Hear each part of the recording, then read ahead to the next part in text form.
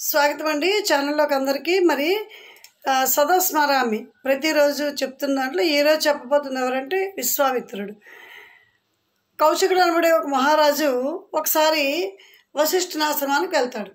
వెళ్ళగా వశిష్ఠుని దగ్గర ఉండే గోవు శబల అనే గోవు కౌశికుని తాలూకా సైన్యానికి కౌశికునికి మంచి విందు భోజనాన్ని అందజేసింది. అది చూసి అటువంటి గోవు తన దగ్గర ఉండడమే మంచిది సబబు అనుకొని ఆయనతో అంటాడు, 1,00,000 గోవులు ఇస్తాను, ఈ గోవులు నాకు ఇమ్మని కౌశికుడు కోరుతాడు. కోరితే నేను ఇవ్వడం కుదరదు, వీలైతే మీరే తీసుకెళ్ళండి అని చెప్తాడు వశిష్ఠుడు. వెంటనే సైన్యాన్ని పంపుతాడు కౌశికుడు. శబల తన నుండే సైన్యాన్ని కూడా సృష్టించి కౌశికుడు సైన్యాన్ని పారద్రోలుతుంది.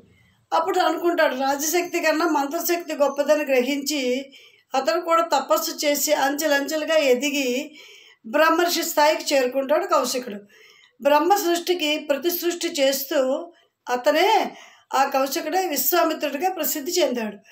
త్రిశంకు స్వర్గం ఆయన నిర్మించింది. ఒకసారి యాగ రక్షణార్థం కూడా రామలక్ష్మణులను తీసుకొని వెళ్ళి వాళ్ళకి ఆకలి దప్పులు లేకుండా బల అతి బల అనే విద్యలను కూడా మంత్రోపదేశం చేసి అలాగే ఎన్నో అస్త్రశస్త్రాలు కూడా వాళ్ళకి అనుగ్రహించి సీతారాముల కళ్యాణానికి సూత్రధారి అయ్యాడు విశ్వామిత్రుడు. విశ్వామిత్రుని అసలు పేరు కౌశికుడు.